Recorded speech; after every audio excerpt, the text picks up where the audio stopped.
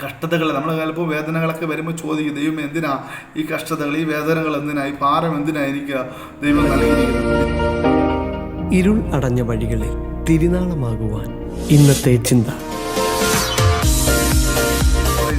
ദൈവനാമത്തിന് മഹത്വം ഉണ്ടാകട്ടെ. എല്ലാവർക്കും ക്രിസ്തീയ സ്നേഹവന്ദനം. ഇന്നത്തെ നമ്മുടെ ചിന്തയ്ക്കായി ലഭിച്ചിരിക്കുന്ന വേദഭാഗം അപ്പോസ്തലപ്രവൃത്തികളുടെ പുസ്തകം 14-ാം അധ്യായമാണ്. വൈദ്യനായ അപ്പോസ്തലനായ പൗലോസിൻ്റെ സന്തത സഹചാരിയും കൂടെ ആയിരുന്ന ലൂക്കോസ് എഴുതിയ പുസ്തകമാണ് അപ്പോസ്തലപ്രവൃത്തികളുടെ പുസ്തകം. തെളിവുകളും പഠനങ്ങളൊക്കെ നമ്മളെ അത് പഠിപ്പിക്കുകയും മനസ്സിലാക്കി തരികയും ചെയ്യും. സഭയുടെ ആരംഭവും വളർച്ചയും ഒക്കെ അപ്പോസ്തലപ്രവൃത്തികളിൽ കൂടെയാണ് ദൈവസഭ മനസ്സിലാക്കുന്നത്, പഠിക്കുന്നത്, അതിൽ കൂടെയാണ് വളരുന്നത്. നമുക്ക് 14-ാം അധ്യായത്തിലേക്ക് വരുമ്പോൾ ഒത്തിരി കാര്യങ്ങൾ നമുക്ക് ആ അധ്യായത്തിൽ പഠിക്കുവാനായിട്ട് കഴിയും. സമയത്തിൻ്റെ വിസ്താര ഭയം നമ്മുടെ മുമ്പിലുള്ളത് കൊണ്ട് ഞാൻ എല്ലാ കാര്യങ്ങളും ഓർപ്പിക്കാൻ ആഗ്രഹിക്കുന്നില്ല. 14-ാം അധ്യായത്തിൽ അവർ ബർന്നബാസും പൗലോസും ഇക്യന്നയിൽ വരുന്നു, ലുസ്ത്രയിൽ വരുന്നു. അവർ പീഡനങ്ങൾ സഹിക്കപ്പെടുന്നു. ഇതൊക്കെയാണ് അതിൻ്റെ ചരിത്ര വിഷയങ്ങൾ. എന്നാൽ അതിൻ്റെ 14-ാം അധ്യായം അതിൻ്റെ 22-ാമത്തെ വാക്യത്തിലേക്ക് വരുമ്പോൾ ഇങ്ങനെ പൗലോസ് ശിഷ്യന്മാരെ ഉറപ്പിക്കുന്ന ഒരു വേദഭാഗം നമുക്കവിടെ കാണുവാനായിട്ട് കഴിയും. വിശ്വാസത്താൽ നിലനിൽക്കണമെന്നും നാം അനേകം കഷ്ടങ്ങൾ കൂടി ദൈവരാജ്യത്തിൽ കടക്കേണ്ടതാകുന്നു എന്നും പ്രബോധിപ്പിച്ചു. ശിഷ്യന്മാരുടെ മനസ്സ് ഉറപ്പിച്ചു പോന്നു. ഇത് ശിഷ്യന്മാരെ ഉറപ്പിക്കുവാനും ആദിമ ക്രൈസ്തവ സഭയെ ബലപ്പെടുത്തുവാനും പൗലോസ് പറഞ്ഞ വാക്കുകളാണ് നമ്മളിവിടെ വായിച്ചത്. വിശ്വാസത്താൽ നിലനിൽക്കണമെന്നും നാം അനേകം കഷ്ടങ്ങൾ കൂടി ദൈവരാജ്യത്തിൽ കടക്കേണ്ടതാകുന്നുവെന്നും അവരെ പറഞ്ഞ് പഠിപ്പിച്ച് പ്രബോധിപ്പിച്ച് അവരെ ബലപ്പെടുത്തി പോരുന്നുവെന്ന് ദൈവവചനം വായിക്കുമ്പോഴും പഠിക്കുമ്പോഴും നമുക്ക് കാണുവാനായിട്ട് കഴിയും. അതായത് ആ കാലഘട്ടത്തിൽ ക്രൈസ്തവ സഭ ശിഷ്യന്മാരൊക്കെ യഹൂദന്മാരുടെ ക്രൈസ്തവ പീഡനങ്ങളേറ്റ സമയങ്ങളൊക്കെയാണ് ആ കാലഘട്ടങ്ങൾ. അവർ എങ്ങനെ നിലനിൽക്കണമെന്ന് അറിയാതിരുന്ന കാലഘട്ടത്തിൽ ദൈവവചനം പഠിപ്പിക്കുന്ന നിങ്ങൾ വിശ്വാസത്തിൽ നിലനിൽക്കണം. മറ്റ് മാനുഷികമായ മാനദണ്ഡങ്ങളിൽ അവർ നിലനിന്നാൽ ചിലപ്പോൾ അവർക്ക് കരുത്തുണ്ടാകാം, ആരോഗ്യമുണ്ടാകാം, സമ്പത്തും സാമ്രാജ്യവും ഉണ്ടാകാം. എന്നാൽ അതിൽ അവർ ബലപ്പെടുവാനോ നിലനിൽക്കുവാനോ ശ്രമിച്ചാൽ അവർ പരാജയപ്പെട്ടു പോകും. കഴിഞ്ഞ നാളുകൾ അങ്ങനെ പരാജയപ്പെട്ടു പോയിട്ടുണ്ട് എന്ന് മനസ്സിലാക്കിയാണ് പൗലോസ് പറയുന്നത്. നിങ്ങൾ വിശ്വാസത്തിൽ നിലനിൽക്കണം.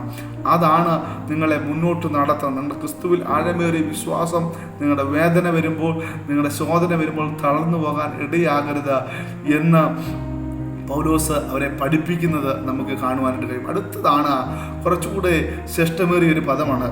ഇങ്ങനെ നിലനിൽക്കണമെന്നും അനേകം കഷ്ടങ്ങൾ കൂടെ ദൈവരാജ്യത്തിൽ കടക്കേണ്ടതാകുന്നു എന്നും പ്രബോധിപ്പിച്ചു. അനേകം കഷ്ടങ്ങൾ കൂടെ ദൈവരാജ്യത്തിൽ കടക്കേണ്ടതാകുന്നു. ആ കാലഘട്ടത്തിലെ ശിഷ്യന്മാർ വലിയ പ്രസംഗ വിഷയമായിരുന്നു ദൈവരാജ്യം. യേശുവിൻ്റെ പ്രസംഗ വിഷയമായിരുന്നു ദൈവരാജ്യം.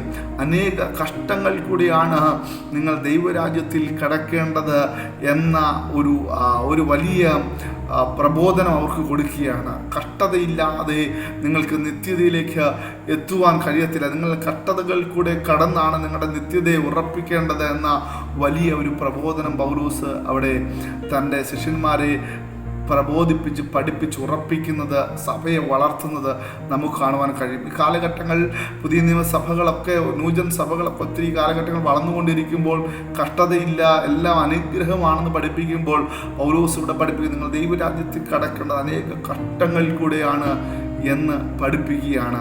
കർത്താവായ യേശുക്രിസ്തു യോഹന്നാൻ എഴുതിയ സുവിശേഷം അതിൻ്റെ 16-ാം അധ്യായം 33-ാമത്തെ വാക്യത്തിൽ ഇങ്ങനെ വായിക്കുന്നുണ്ട്. ലോകത്തിൽ നിങ്ങൾക്ക് കഷ്ടമുണ്ട്, എങ്കിലും ധൈര്യപ്പെടുവും, ഞാൻ ലോകത്തെ ജയിച്ചിരിക്കുന്നു. കർത്താവ് അതാ പറഞ്ഞു. നിങ്ങൾ ലോകത്തിൽ കഷ്ടമില്ലെന്നല്ല പറഞ്ഞു, ലോകത്തിൽ നിങ്ങൾക്ക് കഷ്ടമുണ്ട്, എങ്കിലും ഞാൻ ലോകത്തെ ജയിച്ചിരിക്കുന്നു എന്ന് ധൈര്യപ്പെടുവും, ഞാൻ ലോകത്തെ ജയിച്ചിരിക്കുന്നു. അതാ നമ്മൾക്കുടെ ഉറപ്പ്. കഷ്ടത്തിൽ ധൈര്യപ്പെടണം. കാര്യം എൻ്റെ മുമ്പേ കടന്നുപോയ എനിക്കായി ജീവൻ വെച്ച എൻ്റെ ദൈവം ആ കഷ്ടത്തെ ജയിച്ച ദൈവമാണ്, ആ ലോകത്തെ ജയിച്ച ദൈവമാണ് എന്ന ഒരു ഉറപ്പ് നമുക്ക് ഉണ്ടാകണം. എന്നുള്ളതാണ്. കഷ്ടമില്ല എന്നുള്ളതല്ല. ആ തെസ്സലോനിക്ക ലേഖനമൊക്കെ പഠിക്കുമ്പോൾ നമുക്ക് കാണുവാനായിട്ട് കഴിയും.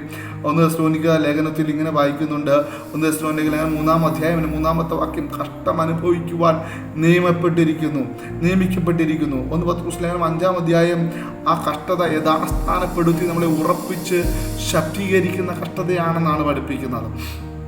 കഷ്ടതകൾ നമ്മൾ ചിലപ്പോൾ വേദനകളൊക്കെ വരുമ്പോൾ ചോദിക്കും, ദൈവം എന്തിനാ ഈ കഷ്ടതകൾ, ഈ വേദനകൾ എന്തിനാ, ഈ ഭാരം എന്തിനാ എനിക്ക് ദൈവം നൽകിയിരിക്കുന്നത്? നിന്നെ നിത്യതയോട് അടുപ്പിക്കുവാനാണ് എനിക്ക് ഈ ഭാരമുള്ളത്, എനിക്ക് ഈ കഷ്ടതയുള്ളത്. അതിന് ധൈര്യപ്പെടുവാൻ ദൈവം എൻ്റെ കൂടെയുണ്ട് എന്നൊരു ഉറപ്പ് നമുക്ക് ഉണ്ടാകണം. എൻ്റെ ഈ കഷ്ടതകൾ കൂടെ ഞാൻ കടന്നു പോകുമ്പോൾ ഞാൻ ഒറ്റയ്ക്കല്ല. എൻ്റെ ദൈവം, എന്നെ സ്നേഹിക്കുന്ന ദൈവം എൻ്റെ കൂടെയുണ്ട്. എൻ്റെ വേദന അറിയുന്ന ദൈവം എൻ്റെ കൂടെയുണ്ട്. കാരണം ആ ദൈവം ലോകത്തെ ജയിച്ച ദൈവമാണ്. ഒരു പരാജയപ്പെട്ട ദൈവത്തെയല്ല ഞാൻ സേവിക്കുന്നത്, ഒരു പരാജയപ്പെട്ട ദൈവത്തെയല്ല ഞാൻ ആരാധിക്കുന്നത്. ആ ദൈവം ലോകത്തെ ജയിച്ച ദൈവമാണ്. കഷ്ടതകൾ എന്നെ തള്ളിക്കളയും ദൈവമല്ല, ആ കഷ്ടതകൾ എൻ്റെ കൂടെ ഇരിക്കുന്ന ദൈവമാണ്. അതുകൊണ്ട് പൗലോസ് 14-ാം അധ്യായത്തിൽ ഇങ്ങനെ പറഞ്ഞത്, നിങ്ങൾ ഇങ്ങനെ അനേകം കഷ്ടങ്ങൾ കൂടെ ദൈവരാജ്യത്തിൽ കടക്കേണ്ടതാകുന്നു. എനിക്ക് വേണ്ടി കാത്തിരിക്കുന്ന ഒരു നിത്യതയുണ്ട്.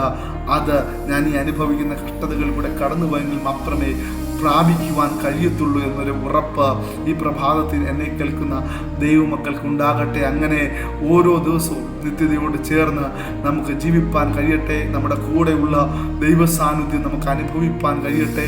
കഷ്ടതയിൽ ധൈര്യപ്പെടുവാൻ പറഞ്ഞ ആ ദൈവത്തിൻ്റെ സാന്നിധ്യം നമുക്ക് അനുഭവിച്ച് നമ്മുടെ ജീവിതത്തിൽ നമുക്ക് മുന്നേറുവാൻ നമുക്ക് കഴിയട്ടെ എന്ന് പ്രാർത്ഥിക്കുന്നു, ആശംസിക്കുന്നു. ഈ വചനങ്ങൾ ആ ദൈവം നിങ്ങളെ അനുഗ്രഹിക്കട്ടെ. God bless you.